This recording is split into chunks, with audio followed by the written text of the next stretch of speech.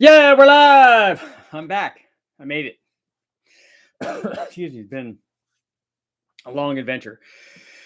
First, we went to Florida, road trip with Jimmy to do the podcast with guys from Street Alpha, which that was awesome. And then right on the heels of that, got back and next day went over and headed out to Tucson to do duct tape drag. So spent some time out there. Picked up the Omni from Ben. Shout out to Ben. Awesome. Had some excitement there. That was very, very cool to get the car back. That's a very cool car. We're going to do a bunch of cool stuff with it. And then right after that, got back next day, headed out to first time I've ever seen. I think this is the first time I've met Steve in person. And we had talked on the phone a couple of times, but it was great to go out there and see his facility and then all the cool stuff. I mean, for me, it's like, it's like a kid in a candy store kind of thing, because they have all, just as far as the eye can see, there's all this like turbo-y goodness stuff, Lamborghini motors and Viper motors, and obviously the SMX stuff and the SML stuff, the LS versions. And then Steve was nice enough to show me around the shop. And we took a look at the machine work that he's doing by milling out we'll be talking about this. We'll do a live feed on this, but milling out the aluminum 5.3 LS blocks and then basically doing an insert in there and then a sleeve, and then how they're retaining all that stuff to get, basically more structure. And they're primarily, I think, doing this.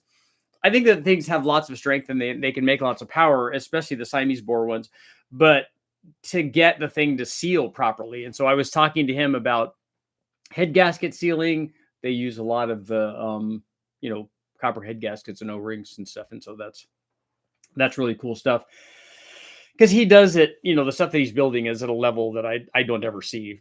I don't ever see that on the dyno. We don't ever run that, but it's also always cool to go out to anywhere else, Brian Tooley Racing, anywhere. I want to go see the guys from Lingenfelter, Texas Speed, just everybody.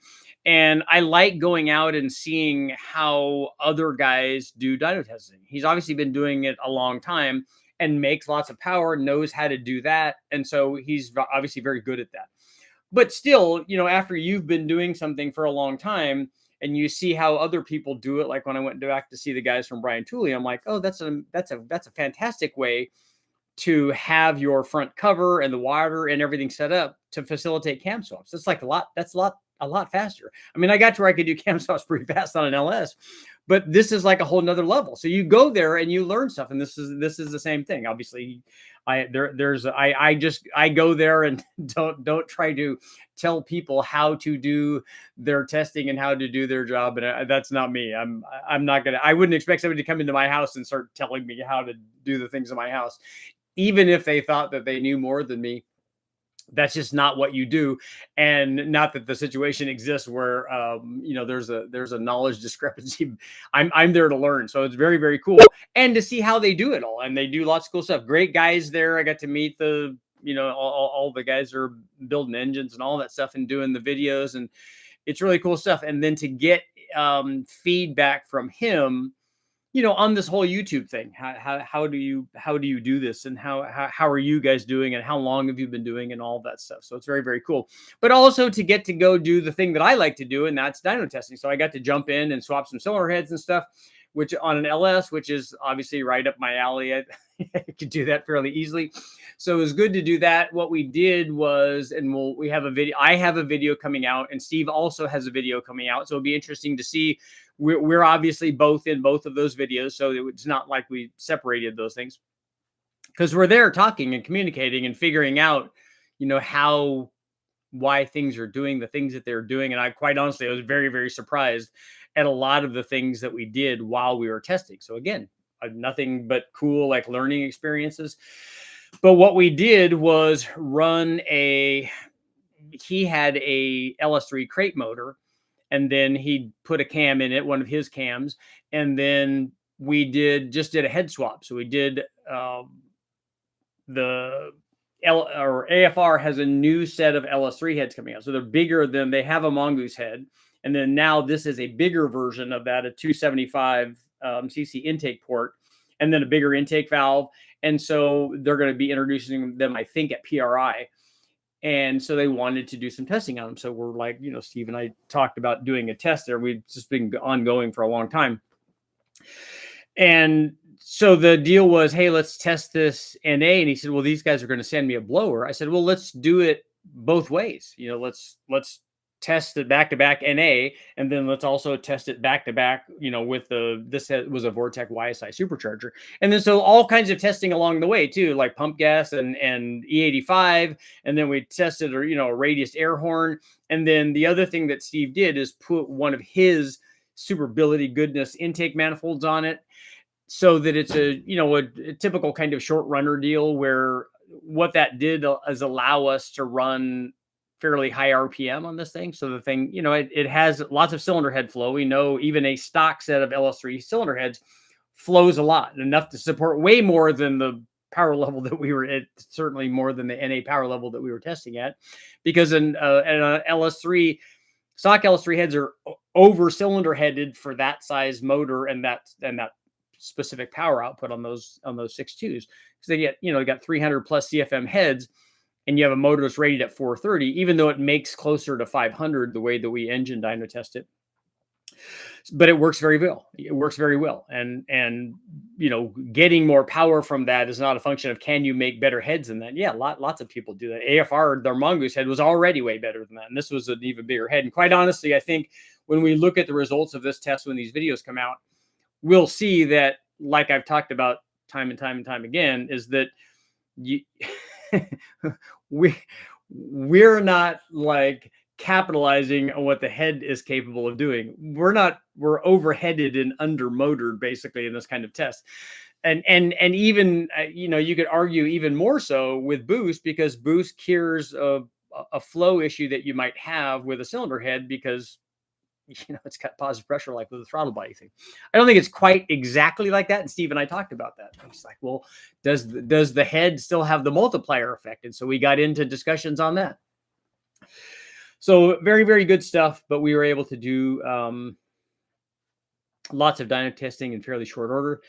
As a spoiler for the videos that are coming out, we made some pulls in this thing that went to 8,000 RPM. So it was very, very interesting, and ran way more timing than I felt comfortable with. But I'm like, look, dude, it's your motor. And he's like, no, this works. I'm like, okay, I'm all in. I'm here to find out what works. And so he was demonstrating that. So it was a very, very, very cool. But like I said, it's cool to go out and, I've been testing at West Tech for I don't know, 30 years or something like that. But it's cool to go other places, fly out and see these guys and see the different things. And like I said, just walking around, I'm like, oh, what is that? Well, it's an aluminum 3.8 liter, like not the 3800, but the previous one, the Grand National style motor. So it's a TA Performance aluminum block, aluminum head, 3.8 liter Grand National motor. I say Grand National, but that's the style that he's putting together. And then also there was a set of heads from the guys at ZZP. So the 3800 was there. He had a bunch of, I think that they're Rotax maybe motors. He's doing stuff, Viper motors, Lamborghini motors, the SMX stuff, the SML stuff, conventional big blocks and conventional small blocks. And in fact, he just did a giveaway with a conventional small block. There's some cool small block Ford stuff there, though, a dart block that they were putting back together after having the thing gone bad in one of the races that they were doing. But cool. A couple of cool Mustangs there, drift car and a drag race car. And his wagon obviously kind of speaks for itself. I have some video and photos of that. And I was complimenting him on the big access panels, because he was redoing the rear end, because I think he's making some changes to that car. So it would be cool to see what happens in the new configuration. But I like the fact that, because this is it's a gigantic wagon racing in a field of essentially Camaros. So it definitely stands out, which is, by design. But having the access panels to get access to work on the car, because that's important. It's a drag race car. And even on a stock car, you're going to have to work on it. You're going to have to change plugs. You have to change oil. You're going to have to do that stuff. But in a drag race car, you're going to have to take the rear end out. You're going to have to, drop the fuel tank. You're going to have to take the motor out, the transmission. All of that stuff has to be serviceable and accessible. And I like the way that he did the panels. And I particularly like the fact that he hid all the attachment points, so you don't see him from the outside. So from the outside, it just looks like a like a Buick Roadmaster wagon. But I think that is a Roadmaster. But it looks like that, and so from the outside, it gives the impression, let's say, of it being kind of a stock bike deal. When you see the gigantic tires and everything, and when you see the thing leave and go down the track, it's making some fairly serious power. So it was cool to get to see him and talk about all that. And we got very, very good dyno results. The thing ended up making more than 1,000 horsepower. So and at like 10 or 11 pounds, it was not very much boost. The Vortec, we weren't spinning the as a YSI supercharger. We tried doing a radius inlet on it, a big air horn deal. We tried doing that on the throttle body when the thing was NA. He's a dyno guy. He's a test guy. He's like, let's find out. Let's find out what works here. This is kind of cool. E85 and pump gas stuff. And so, lots and lots of cool stuff. But on the Vortex side, on the YSI, we were like 20,000 RPM away from where the maximum listed impeller speed is. And as we know, racers go beyond that too. So we weren't anywhere near spinning this thing up. It had a nice, I posted some stuff on Instagram and Facebook, had a nice, just a big air-to-air intercooler on it, one that they use. He has everything. This is something I really liked about the setup, is that the intercoolers are all on stands and stuff. And on some, he has complete assemblies with the turbos and everything on it. And they just basically put the motor in place and then attach all this stuff, which is very, very cool. And on this, we just hooked it up to the Vortec and had a discharge tube. And it was all the stuff was very, very quick.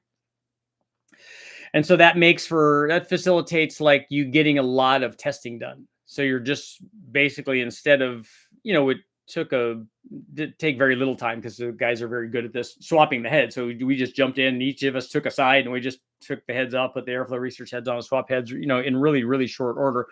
One of the things is the airflow research heads definitely take a different length push rod. So 700 or 750. So it's 3.5 tenths longer than a typical kind of 7/400 deal. So once we got all that in order, get the thing on and start testing again. He did put ring gap in it, which is good, and then it had head studs on it. It had the factory head gaskets on it, but just ARP head studs on it. And we reuse those. They had copper coat on them or whatever. We just stuck them back on there. They're fine. Just, because they're not at the power level that we're at. You're not taxing the ceiling limit of that setup. Sure. Certainly he's used to making a lot more cylinder pressure than we did on this motor. But it was very, very cool. The intake manifold is, the level of ability goodness on that is amazing. And he was like, yeah, the intake manifold probably costs as much as the rest of the motor, but still there are guys that like that. And I salute that. Hey, look, if that amount of money is not a thing, and the coolness factor outweighs that, dude, you just go all in on it. And I got nothing against the guys that are out there being successful in life and making the money to be able to do that. That's fantastic. It had the ability, kind of, I think you can see it in the photo too, the billet valve covers. And he, on his dyno setup, he has the coil packs remote to the engine and just wires running out to those, which that works fine. So that way they're not kind of in the way when we're doing swaps like that. So it was very, very cool. So it's good to see you guys all again. And like I said, I'm back. It's been the last 2 weeks or so has been like a whirlwind of stuff. So we'll see what you guys got going on. We'll get a poll going here. One of the things I wanted to ask, and maybe we'll do multiple polls today. Okay. So should we offer more merch like shirts, hoodies, hats, tools, etc. Okay, because I was talking with one of the things I was talking to Steve about, because he has and if you look in the photos, I think we may have on those. He had just started doing these long sleeve flannel shirts. It was colder back there. It was, in the 40s. At sometimes during the day, later on, and at night, I was still in shorts, but that's all good. But the long sleeve like flannel shirts, those are new for him. So if you want a Steve Morse deal, he's got those available. But hats and all kinds of stuff. And so he's like, yeah, the guys that you're supporting are going to want this kind of merchandise. So if you should offer that stuff more than just these one shirts that you've done. So let me know if you think if we should offer more of those things. And then we'll talk more about some of the Steve Morse stuff. Digital, what's going on? Sinister, I can't afford anything Steve Morse makes. Yeah, it's not. He's definitely, compared to me, he's definitely the high end of the scale. But the things that he does and the things that he's offering, that market is that market. That's not. I'm not a competitor. The Richard Older Performance, we're doing low buck stuff. Aaron, what's going on? 2 Turbo Legends, 1 Dyno. Yeah, well, Steve is probably the legend, and I'm just the guy that he allowed to come into his shop. Great shop dog. It was awesome. Steve's a class act. Yeah, he's good people. Did you get to see the motor he did for Adam LZ? No, he was talking about that, but I don't remember. Because we were at lunch with the guy from Vortec, and I think he was talking about that. I remember him mentioning it, but I didn't go into detail on that one. Crazy Foot. Steve Morse is a sharp guy for sure, but his channel is very obviously entertainment. He does not give out much education. You don't think that does he not talk about? I mean, from what I saw when we were there and the video that he was shooting when we were doing all this testing, he's giving out great information. I mean, he goes over everything. So after every run, he was going over the logs on the Holly. He was going over the overlays for the dynographs and stuff. They were filming all of the changes that we made, swapping the heads, doing the throttle bite test, all that stuff. So I think that's really, really good information. 5.3 Truck Norris cam, your 1000cc injectors, 535 Hellcat, RHP 800, and your tune kind of makes 600 wheel horsepower on pump 93. I don't know if we've gotten up to 600 on pump 93, but we definitely have on E85. I think we've gone up to, I'd have to ask Jimmy. I can't remember. I know that we've gone over 500 on pump. But if you strip timing out of it so that it doesn't detonate and keep turning the boost up, you can go pretty far on 93, as you'll see from this little adventure with Steve Morse. 600 wheel horsepower on a cold day, pump gas is okay, but a 90-degree day, it's going to want octane. Yeah, I agree. I don't think you should search for that number. You're going to have to be really, really good at tuning it. And one of the things that we do on the dyno, and Steve and I kept talking about that, it's like we're running this thing at 130 degrees, which he loves. And this is how he wants these cars to go down the track. He said, you don't need to run it at 180 or 190 or 200 degrees in your drag race car. It should go down the track at like this temperature. It should start out at this. It's going to be hotter when it gets to the end, but all of that stuff helps suppress detonation. It's going to make more power as long as you have temperature in the oil. And, I mean, he knows what he's doing. Stage 2 block, but even better. Cool Buick stuff. Yeah, that was kind of cool. I was thinking about badly ported heads, bigger ports, but worse velocity. Would boost be a band-aid for a poorly ported head because now the air is under pressure versus vacuum? I think that you're not curing the head problem, because a head that's inherently bad is still going to be inherently bad. But the nice thing about boost is if you do have a head that's 20 or 30 horsepower down, that's just a pound of boost. So instead of running 10 pounds, you run 11 pounds, and then you do what you want. And the nice thing about boost, like I said, it's so easy to get more and more power. You just particularly with a turbo, it's a little bit more difficult with a blower because you have to change the pulley size. But with the turbo, it's just like, oh, and by the way, I wanted to mention, I was going to say it's easy to just turn the boost controller up. We have our manual boost controllers up. Jimmy put them up. They're available on the store. So go to richardholderperformance.com. We got a bunch of stuff going on over there.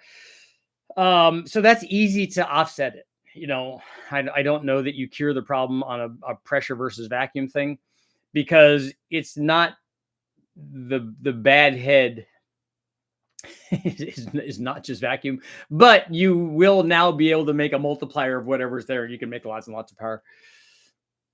Cleater took Eagle out for the testing, around 577, 257. That's crazy. Yeah, it is fast. Stevie, the sand drag guy who dusted his neighbor's car with a 300-foot rooster. Scottish, what's going on? Snap into a Slim Jim. There we go. A 2002 Suburban with an Elm 753. Got to put a low buck truck cam in it. I need one of your Hellcat pumps. If not, what pump will you need? Yeah, you'd be better off putting that pump in or something like that. You do need a pump upgrade. I would recommend that. I would recommend that only you're going to have to put bigger injectors in it. So I'd recommend the pump upgrade, so that if you're going to swap a pump, don't swap a pump just like with injectors. Don't swap a pump that's just good enough. Swap in a pump that's going to take you wherever you are eventually going to want to go. And the other thing is, if you sell your vehicle, you tell them, hey, look, it's got a 525 in it. So if you want to put a turbo on it, you're good there. And that's a good selling point for later on.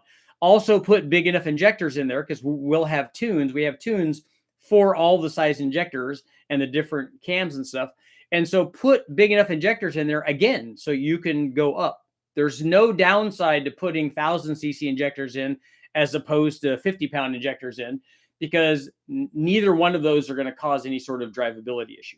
But the bigger injectors, there may be a cost difference there, but the bigger injectors would allow you then to go wherever you want to go.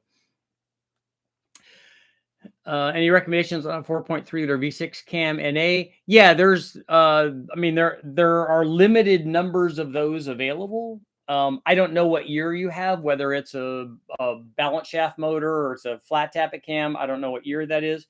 It could even be an LV1 or an LV3, but there are some cams available for it, and you just pick your cam like we always talk about, based on the combination of things that you want. Do you want the thing to idle well, or do you have the factory fuel injection? You know, we'd have to ask more questions, but pick the camshaft based on the other things that you want it to do. It's got to work with a stock converter. I'm driving around. It's a daily driver. I still want good fuel mileage, or I want all the power. I'm going to rev it to 9,000 RPM. Merch made Earnhardt wealthy, not the contracts. Merch is a big thing. Yeah, I agree. For a lot of guys,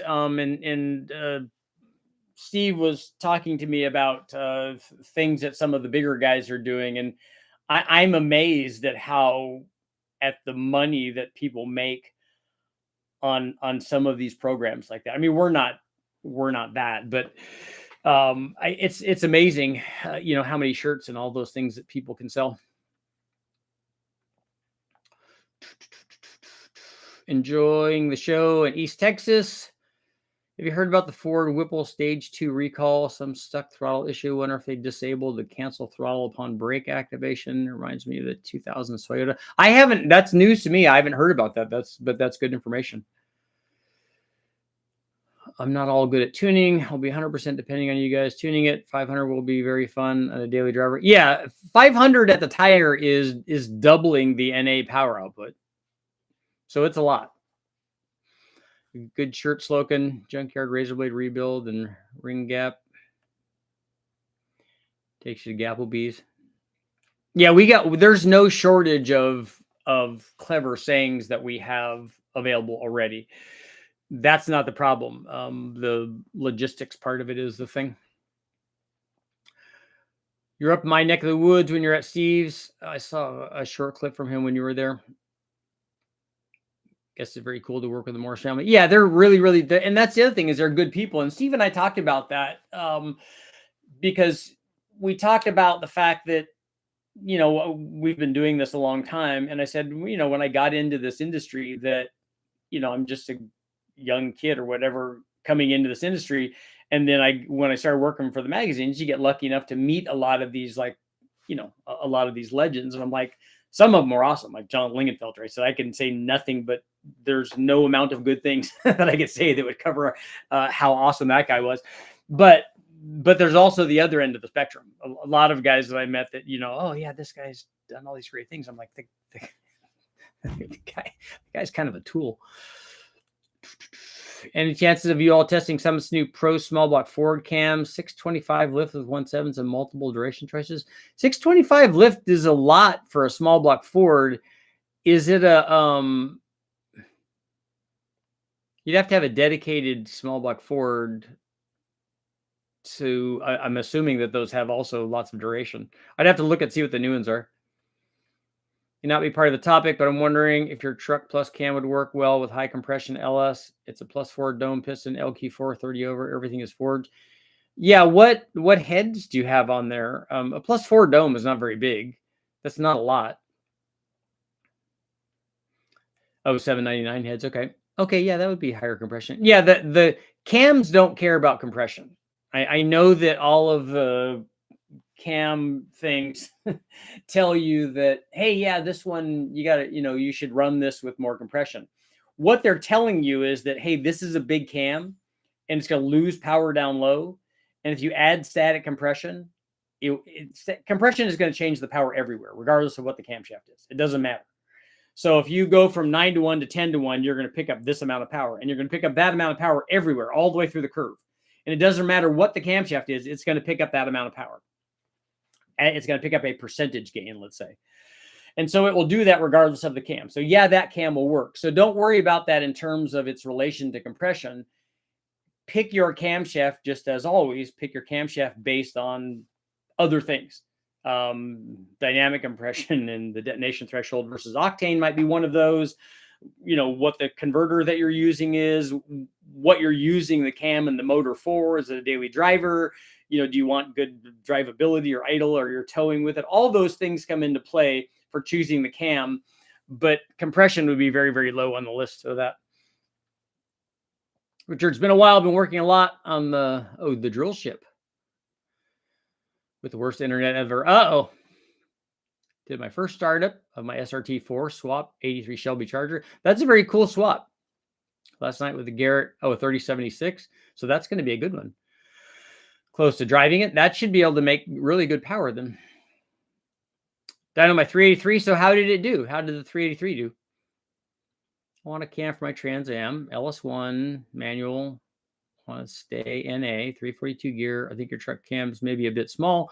Yeah, depending on what you're trying to achieve, there are definitely bigger cams that make more power than that. So if you want your power on the big end, there's certainly more. That's not the most powerful cam out there. My two favorite YouTubers, thank you. There's Steve, and then there's Richard. 386 horsepower at the tire. Okay, 4-inch intake, fast 102, truck Norris cam, ported 243 heads, 10.5-to-1 compression. Okay. So I don't know what the rest of the transmission and rear end and all that stuff is. But if what I like to do makes it a simple kind of, simple math for me is like I add 100 horsepower to the wheel number, and that starts getting us close to what the flywheel horsepower would be. 383 with a fast. The ported heads are good if they're done properly. The truck Norris cam is a fairly small cam. It's like our low buck truck camshaft. That's a fairly small camshaft, and that's ultimately what's holding back. If you wanted to make more power, you definitely would go up in camshaft because you kind of have the other things that go along with that, but that should drive around really nice. Should be fun. 2010 Challenger 5.7. Oh, you bought one. Okay. Use a good budget cam. I agree that we're looking into those. Back from duct tape drags. Are you in possession of the Omni? Yes, I brought it back with me. Ben drove the Omni all the way out from Ohio. They did it over multiple days and did a bunch of different stops and stuff. He drove it out with a bunch of very cool, my kind of people, low buck, let's throw something together and make the trip kind of guys, which was awesome. One of them, I think, was a Mopar with a Cadillac 500 in it, which he ran, which was cool.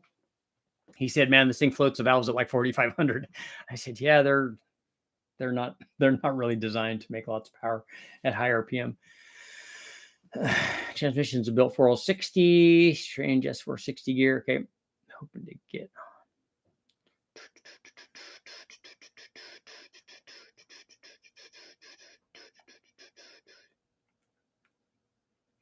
I was hoping to get a cam from you. You can still get a cam from us because we're a BTR dealer. So we could get you a BTR cam that's bigger than that, all the way up to something like really big, like that Stage 4 LS3 cam, if you want big power on the big end and you'll take the hit in drivability with that. That would work good. Do you offer T4 flanges on the G42 turbo? We did one that we have for the gentleman you guys were here. If you saw, I did a live feed on his S10 that ran the GTX 3584 RS turbo that he went nines with that. And it made 720 or something at the tire. So now we got him a G42 and his setup is designed for a T4. Jimmy had a T4, but we were trying to convince him to redo his, and I think he may, to redo his hot side so that he can run a V-band, because the V-band is going to be better. Got me hooked on the channel with the 2.2, 2.5 stat. Yeah, I want to do more of that. I have 3 LS powered cars. I'm going to be doing some testing with the Omni on the chassis dyno. Danny, what's going on? No specific questions. Just want to say thanks for putting it all this testing together. Proved and busted a lot of myths. Yeah, I like doing that. I mean, I go on the dyno to learn. I don't go on there to to prove things are right or wrong. Sometimes that happens. Like when we did the piston flip test. When I did that, I told Tony I was going to do that. I said, I'm going to buy a Mopar. I said, I want this to be true. Let's go try it. And so we did it. But I was just trying to see whether it worked or not. Like, I don't have any vested interest, but sometimes you do end up doing that. Like I did all of the spark plug testing. And in fact, I was talking to Steve Morse about that because I was asking him what gap he was running on the plugs on the testing that we were doing, because we were going to run boost on it. So I was like to bring the gap down. And so we did testing on different gap and different style plugs, different kind of fancy electroded deals, and then indexing him stuff. And he goes, "You did all that testing?" I'm like, "Yeah." He said, "Well, what did you find out?" I said, "Well, I found out that if you're looking for power, you should not be looking probably at the spark plugs as long as it fires." He goes, "Yeah, that's probably pretty true." Message you about using a BTR Stage 2 turbo cam at my 03 Silverado. Combination was an LS2 with that cam and a T56 Magnum. Just want to thank you for your help. Yeah, that's a good cam. It will work. A turbo cam is also an NA cam and vice versa, so that'll be fine. Did you get any fuel mileage data on the Tahoe with the trans swap? I don't. We haven't changed the transmission in the Tahoe yet. It still has the 4060 in it.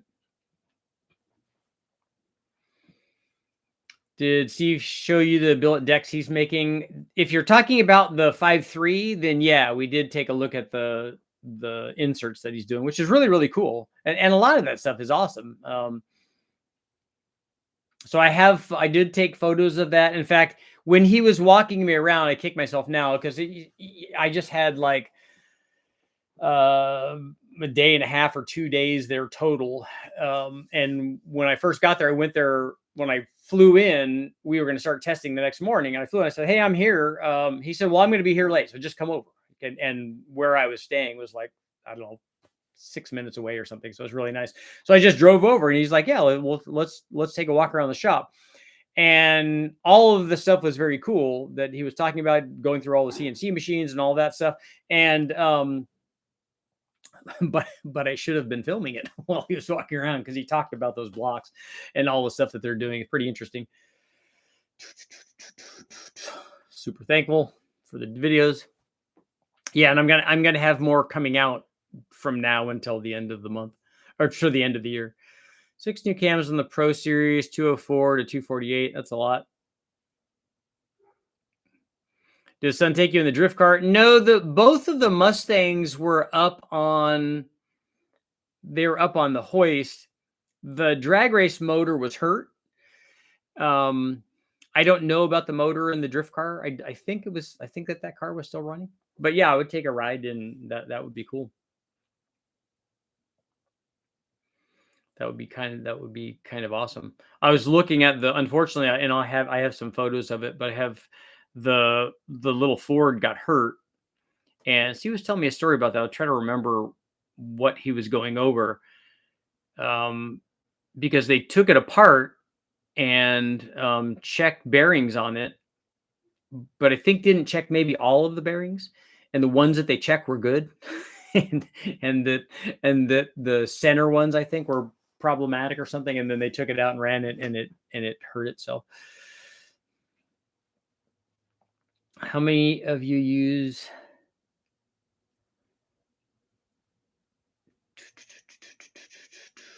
I don't know that that's an Outcast thing. If you want to, yeah. If you don't want to, yeah. Didn't know he took the old man in it.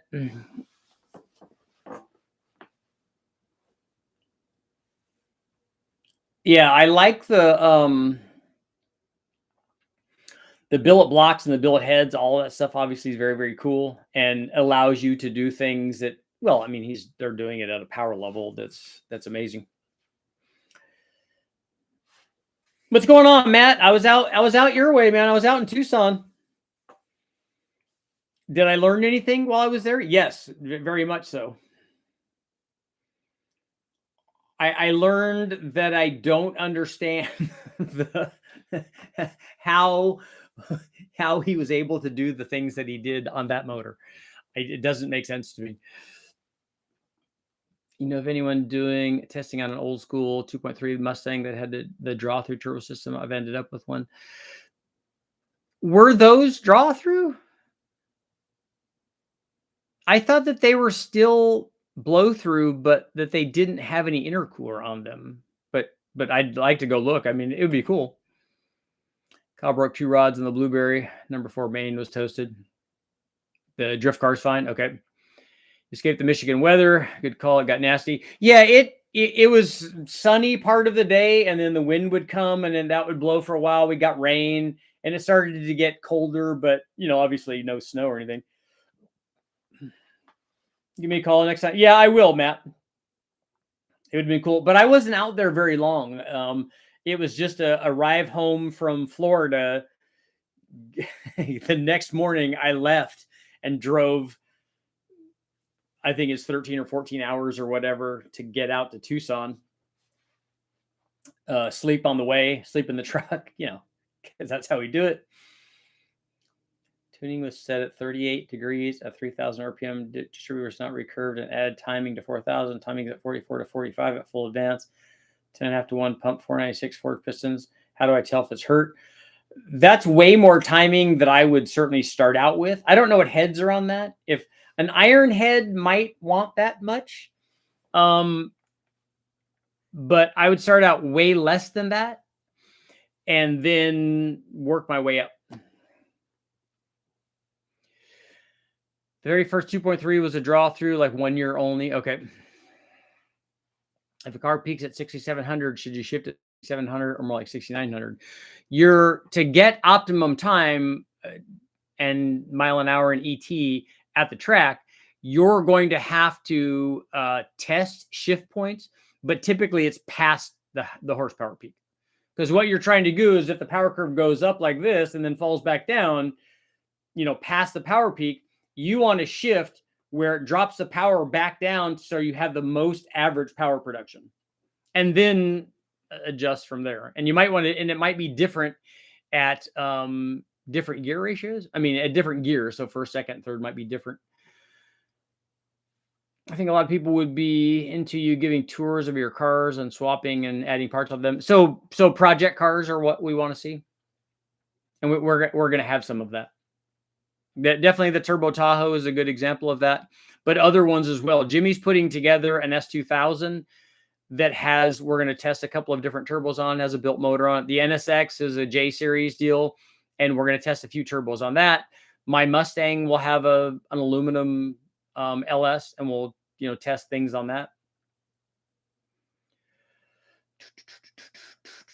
How's the Nova? I don't have a Nova anymore, but if you wanted to ask how, I need to give him a call. If our 290s, that seems like way too much timing. Didn't know you were in Michigan, just across the lake.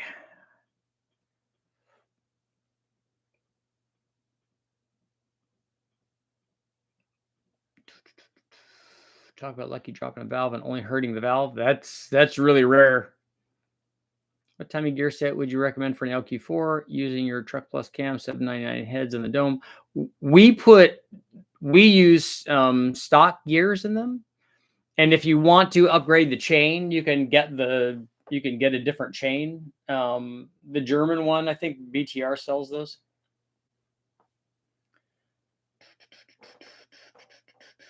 Did I hear NSX? Yeah, Jimmy has an NSX, and I had one back in the day. In fact, that Jimmy, when he was at HP Performance, that's what they did their first NSX turbo kit on, was my NSX. And he has one now, and he has a J35 Honda swapped into that because the C series stuff is so expensive, and it has mods to it and a turbo on it, and it was fast.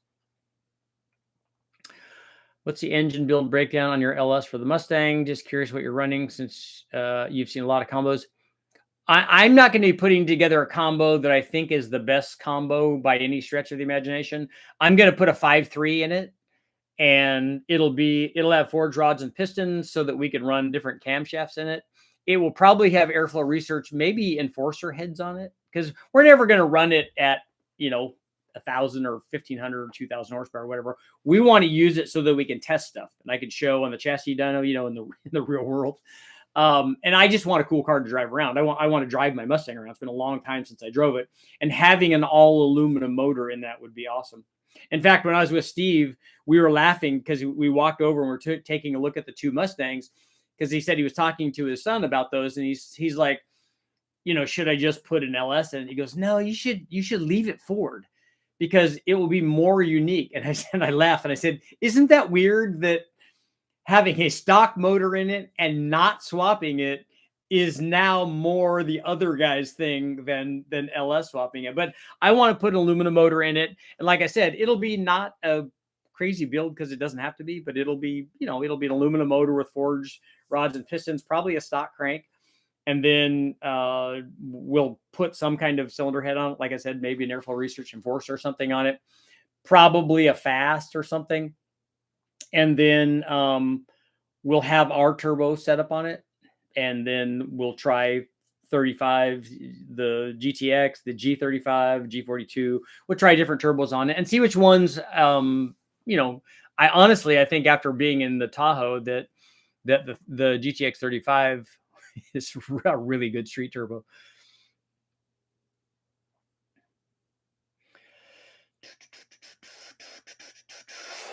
Do you still mess around with that Saturn Ion land speed car? I never did a Saturn. I never did a Saturn. I did stuff with VW. I did stuff with Suzuki. I did stuff with Honda, but not a Saturn. Tom may have done a Saturn Ion.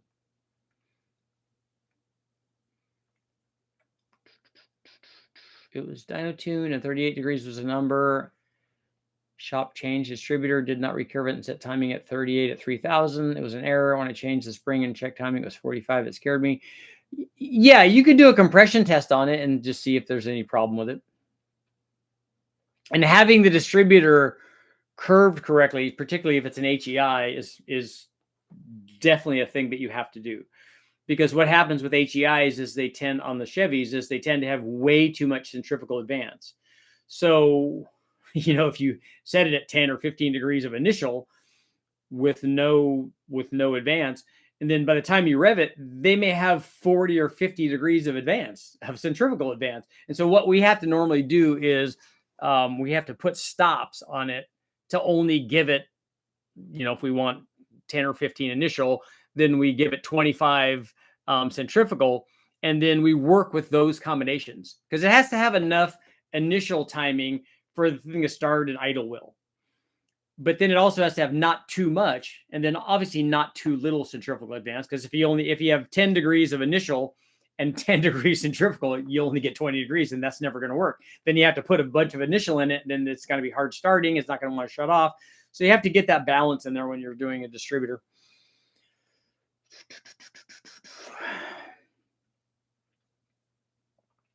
I can use a 373 gear, but it has a 342. I just leave it. I think I could actually put a rear end from a 14 up V8 1500. They're stronger. Built 351 Windsor. It would be killer also.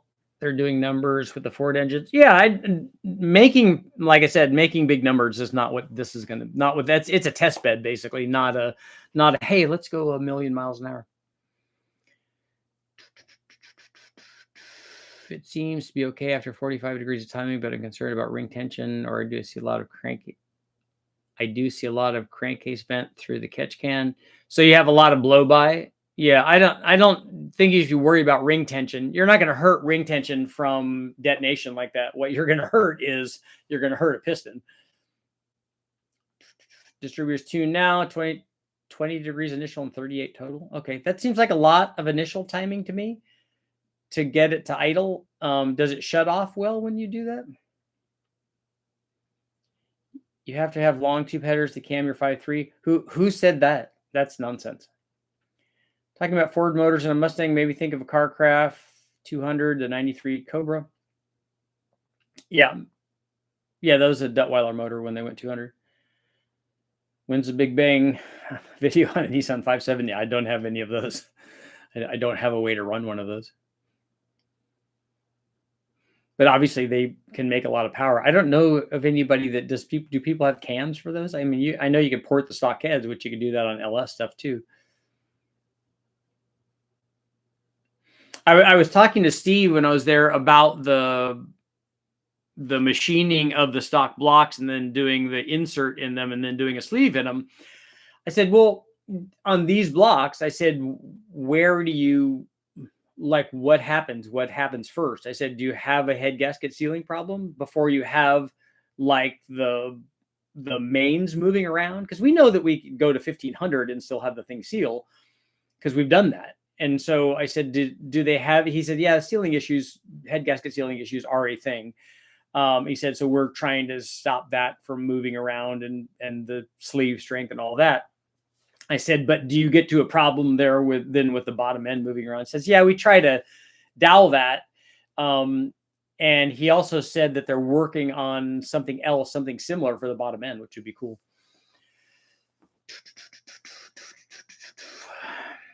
Has diesel the timer? Do you think I'll try less? Yeah, I would, Alex, what I would rather have is 10 to 15 degrees of initial and then put the centrifugal in it. I think that will be a better combination. Seen a video on a Nissan V8. A Nissan V8 is not the new LS. It's not even close. The fact that you can make power with something is not the same as going to the wrecking yard and there being a whole bunch of LSs there and there being several thousand different camshafts available and 20 or 30 different cylinder heads and 20 or 30 different intake manifolds and all that. But I have seen guys make lots of power with them. If you're running timing very advanced, then you'll have some blow by from it. Can I have your opinion on what's better, a Coyote or an LS? What's better for what? You have to be specific about that. There's not a universal better thing. If that's important to you, that you need to look inside at the things, your motivation for that question, because it has nothing to do with like actually which one of those is better. For a low buck build, there's a Coyote doesn't even come close to an LS, but a Coyote can make lots and lots of power.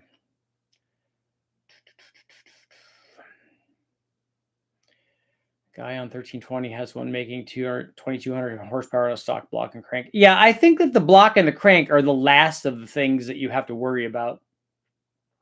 If you put forged rods and pistons in it and you can get the thing to have decent head flow, which maybe those do with porting, and then you can have a camshaft that will help you make big power like that. I think that those kinds of numbers are possible when you do it correctly. In fact, Morris was talking about Capizzi's stuff and how well he's doing at managing the power output on these stock block deals that he does, and how good he is at this, at making it go down the track and not hurting things given the limitations of, because he's there, he's at the strength limit of stuff, which, so yeah, shout out to Capizzi. He does great stuff. Love the video, learned so much. Have you looked at Pete Harrell twin turbo LS and his 2-runner? He built it for testing at HED. No, I don't know what any of that is.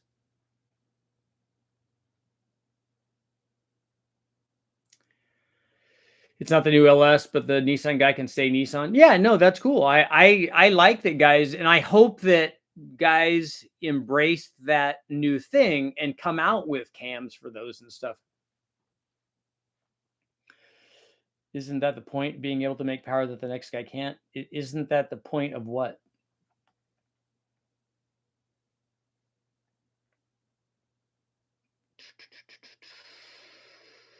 All motor, I go Coyote over the LS. Yeah, I don't. The making more than another guy is not that's not my motivation for life. My motivation for life, for this channel and for all the stuff that I've done in all the testing that I've done, is to help people, show them like what works and what doesn't work. That's way more important. This whole thing of I made 3,000 horsepower, I made 4,000 horsepower, I made 5,000 horsepower, whatever. That's not my thing. When are we testing with this? Testing with the slide carbs? Are you talking about the slide valve fuel injection stuff that my buddy Tom did? I need to reach back out to him because he asked about doing testing with that, if that's what you're talking about. Slide carburetors are different. The Chevrolet Express van is the ultimate tuner car for the guy who doesn't have a shop. Build the engine in the back of the van. Yep. It needs to be a they need to take the engine and trans and just push it back toward the rear end so that the drive shaft's really short. You just want it to be like a wheelie van, like the old what was the Dodge one? The Little Red Wagon.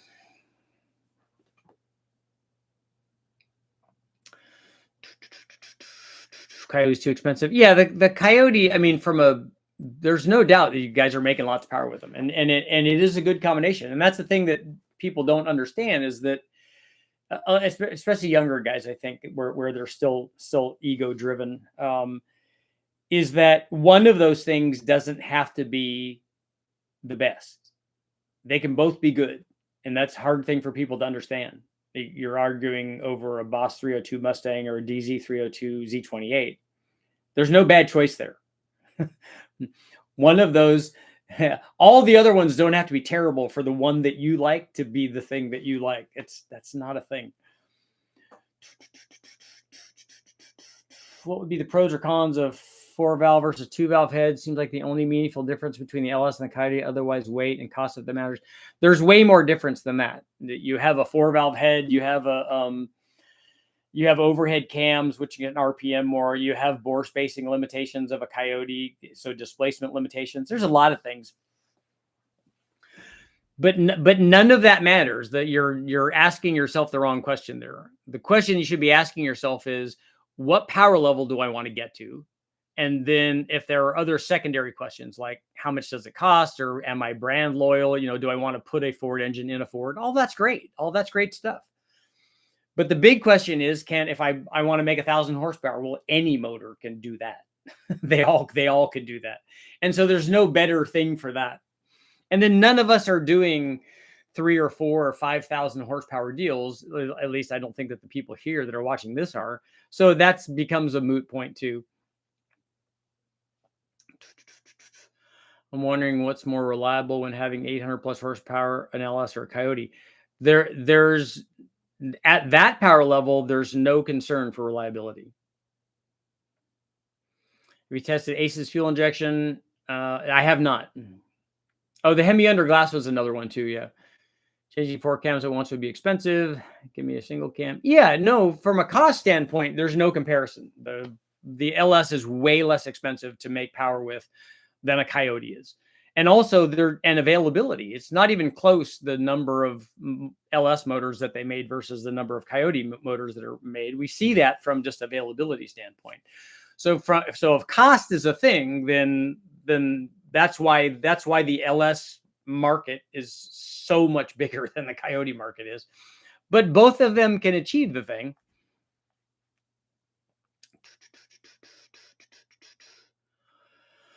I'd like to chime in and say that the PT Cruiser is the most affordable racing car platform at the moment. Factory turbo cars on Facebook Marketplace for $800. Okay. His pizza best or ice cream best? It's like, is a blonde prettier than a brunette or a redhead or whatever? No.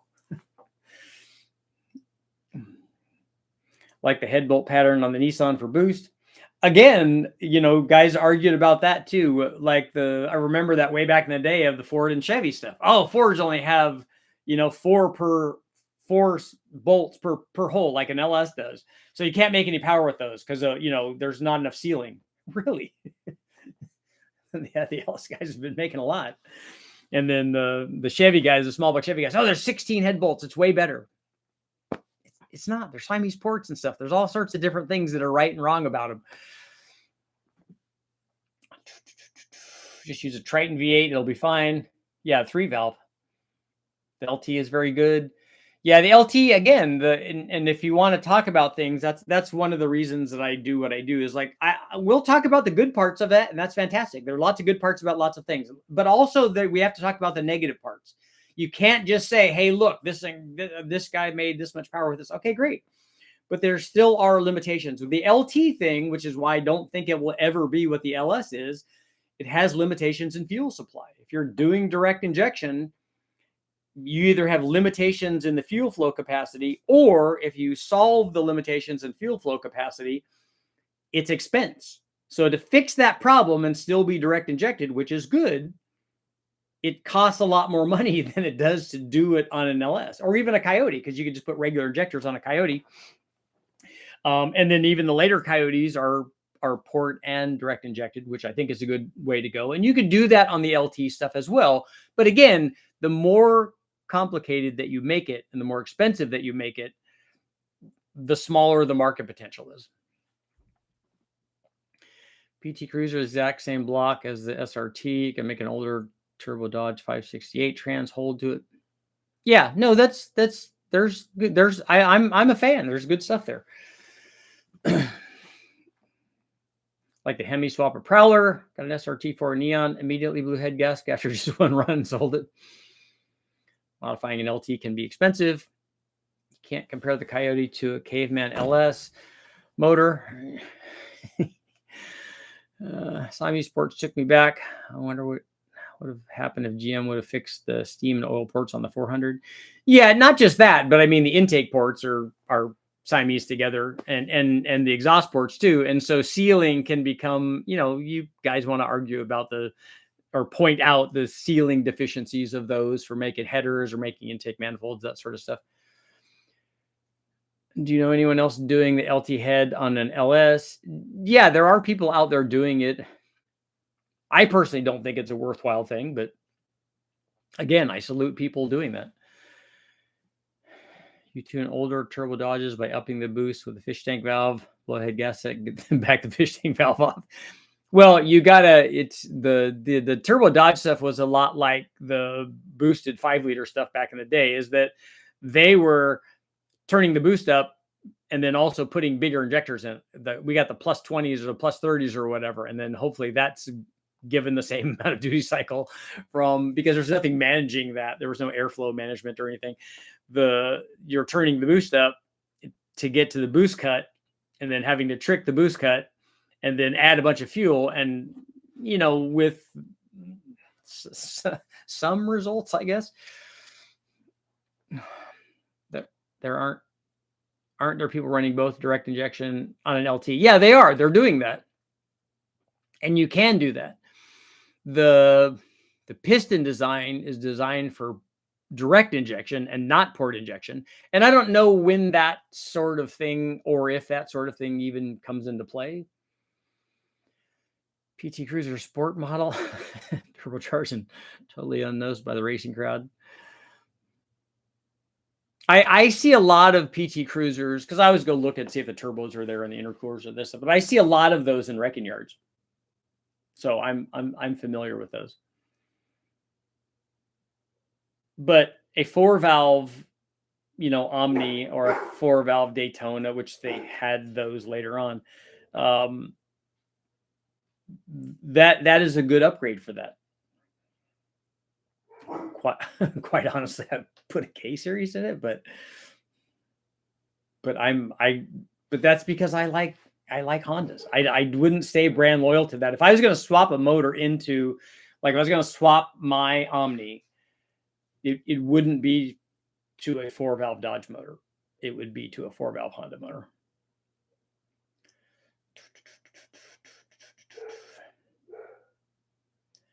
I'm an old 496, 770 at the tire NA. There's no perfect engine build.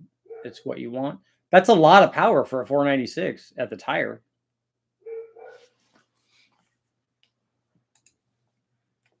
So 88% saying yes. Get some merch, dude. Honda has amazing aftermarket. Yeah, they make such high specific outputs, like in stock trim. I mean, they're 100 horsepower per liter stuff to start out with, which is an amazing amount to start out with. Because then you add boost to that, you're like, hey, look, I'm a hero. Put ring gap in it. It has lots of head flow. You can put cams in it or not. Getting 600 at the tire on a K20. I would pick a K24 because I just like the bigger motors. And then that way you could get better spool up if you're putting a bigger turbo on it. But that's just boost. That's just boost in the 85. I'd put ring gap in it, but that's just, it's easy.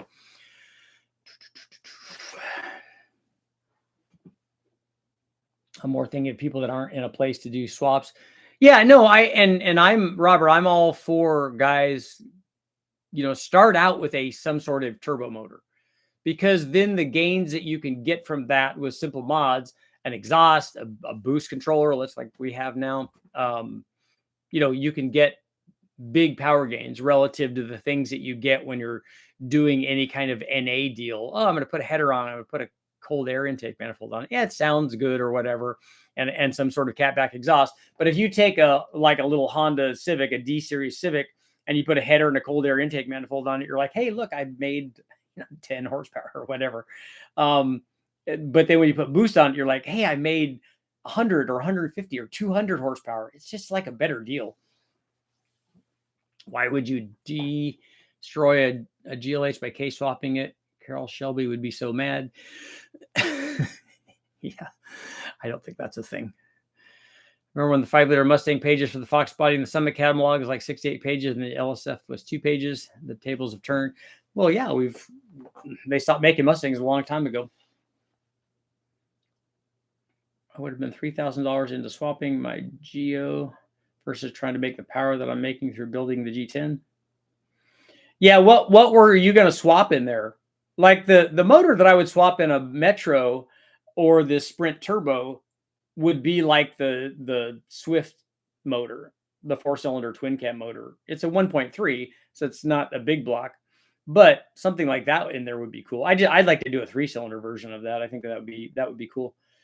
D16 Y8 Civic really didn't go any faster with the intake pipe and header, but it did make cool sounds. It does. And on the VTEC motors, when you put an air intake in there like that, you could definitely hear the VTEC then. Wah, bah. I